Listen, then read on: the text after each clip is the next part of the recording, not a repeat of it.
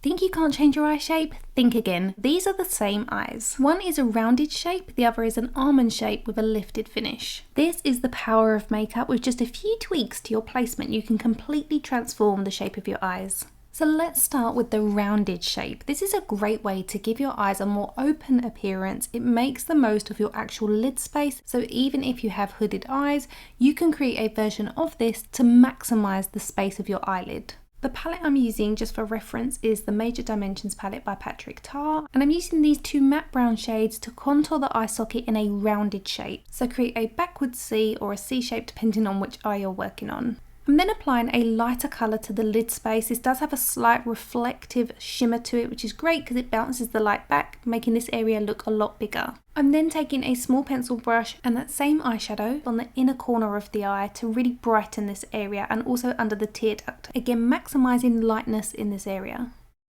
Taking a tapered blending brush and dipping a very small amount into the dark brown eyeshadow, I'm working this in circular motions on the outer third of the mobile lid. We're concentrating the majority of the placement here first before we then use what's left on the bristles to run that through the socket to start deepening that rounded appearance that we're creating. Remember, it's important not to pour that colour up and outwards. Always create a rounded finish. So when you work in circular motions, always work your brush in a circular motion that faces towards the inner corner of the eye. Therefore, you're not going to pour that colour up and out. Instead, you're always working inwards. Hopefully that makes sense. All the brushes that I'm using will be listed and linked in the description bar in case you are wondering.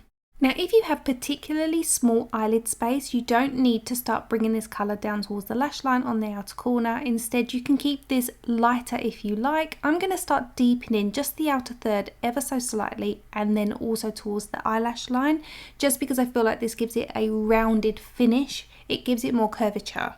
And it adds a soft smoke, but again, it's completely optional. As you can see, I'm just creating a very soft finish, almost like a shadow along the root of the eyelashes, because I'm not going to be applying liquid eyeliner. But as you go, you can tap some of that lightness back in, which I'm doing here, so that we are creating almost like a sandwich of colours. It's adding depth underneath the light colour that we've applied, so the shadow is still there, but it's a lot softer. And then you can just slowly build up the depth of darkness that you want on that outer edge. Again, if you have smaller lids, feel free to stop where you are comfortable. Another way to really maximise the appearance of your eyes and to make them look a little bit more rounded is to apply a cream or flesh coloured eyeliner along the waterline. This gives the illusion that the eyeball continues down to where the actual eyelashes start. It's like an optical illusion that you have another 2 mil of white to your eye. This is further enhanced by applying one of those matte brown eyeshadows close to the root of your eyelashes. This frames the eye but also creates contrast between that cream eyeliner and the brown that you've just applied. So on that pencil brush, I took the lighter of the two brown shades and smudged that slightly lower, and now on a small smudger brush, I'm taking the darker brown closer to the root of the eyelashes so we get a nice ombre effect, mimicking the smoke that we have on the top lid. Give your eyelashes a good curl and then go in with some mascara. The one I'm using today is by Lancome. It's the Flutter Extensions mascara. This one's great if you have smaller lids or you've got more stubborn eyelashes, because the wand itself is quite small. I feel like it is very similar to the Lancome Lash Idol mascara that I use all the time. The formula feels almost the same and it performs exactly the same. It just feels like the wand is slightly different. It's a great one for lower eyelashes because you're less likely to make a mess, because again, the wand is small and the bristles are quite tightly packed. So this is how it looks on its own with no eyelashes. If you wanted to apply a strip lash, I'd definitely recommend one like this, where both the outer corners are slightly shorter and the centre is the longest. It's a rounded eye shape. Today I'm going to apply some eyelashes that go underneath the top lashes. This just gives a more natural effect. It also means you're not taking up any lid space, because the false eyelashes in a strip will sit on top of your natural lash.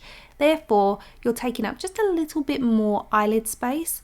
These are not going to encroach on that eyelid space at all, and they're quite lightweight. I will link them in the description for you. And again, I've kept them in a rounded shape rather than a winged out shape. To do this, I've applied a shorter length on the outer corner and the inner corner and kept the longest lengths through the centre.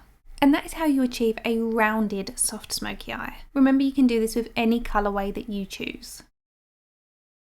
Moving on to the more almond winged lifted shape. We're going to stick with the same eyeshadow palette and we're going in with that lightest shade that we applied on the mobile lid on the other eye. And again, we're going on the inner corner and the mobile lid using our ring finger because it just applies the colour a lot better. This also enhances the shimmer. Also use that small brush to take it underneath the tear duct. This area is important for this particular look. I'm taking the cream eyeshadow from this palette and I'm using 3 different methods just to show you. You can use a flat brush to apply this on the inner corner to create a point. This is going to give us that really almond shaped beginning to our eye. And you can use the tip of this brush just to pull the colour out to a point. The brown came out a lot warmer than I was anticipating. I've never used that shade before, so I decided to switch it over to the Bobbi Brown gel eyeliner in sepia ink, and using the number 3 brush by Anastasia Beverly Hills, I'm taking that all the way along the waterline. Then I'm going to just trace over where we applied that brown. My preference at this stage is to switch it up to a craft brush or an art brush in 000, which is a tiny brush. That will give you so much more precision when you're creating that point on the inner corner of the eye. Don't forget to also apply that gel eyeliner to your top waterline. Taking another art brush, I'm going to create the wing on the outer corner. To get the right placement for your wing, you want to imagine that your lower eyelash line was to continue up and out. That's going to give you the right trajectory. Then we can start to thicken up the outer corner. Depending on your eye shape will depend on how thick or how small your wing needs to be. Even if you have slightly hooded eyes, you can still create this look, but your wing will be a lot smaller, or you can create this from your lower eyelash line. If you want to see how to do that, I will link a tutorial for you on screen now. As we want this to be almond shaped, we want the liner that goes along the top lash line to be very thin, so I switched back to my small art brush just to connect the eyeliner from the inner corner all the way to the outer edge, again keeping this right at the root of the lashes. To make this more of a sultry finish rather than a graphic eyeliner, I'm going to take my number 3 brush and a tiny amount of eyeshadow, and I'm going to start working this along the top seam of the winged eyeliner. Just use a very soft back and forwards motion, not taking it too high because we don't want to distort the almond shape. But I want less of a curve in the eyeliner, and I purposely made sure that I had a little bit of a gap at the top so that I could create a soft smoke. And I'm going to take that smoke from the outer wing towards the centre of the eyelid, just in line with the pupil, and that way when we look straight ahead we're going to get that perfect almond shape to the eye. I just wanted to go in and just show you that once you clean your brush off, if you go back over the seam of your eyeshadow with a very light hand, you'll get an even softer finish. So as you can see, it instantly blends out, and that gives a really seamless finish to this blend. Give your eyelashes a good curl. You can also concentrate the curl just on the outer edge if you want that lifted wing. With your mascara, you can also manipulate your eyelashes to go in a sweeping motion. And then when it comes to strip lashes, which I'm going to use today, I'm using a half lash, or it's more of a 3/4 lash. I have plenty of tutorials on how to apply false eyelashes, and I will link my playlist on screen for you now.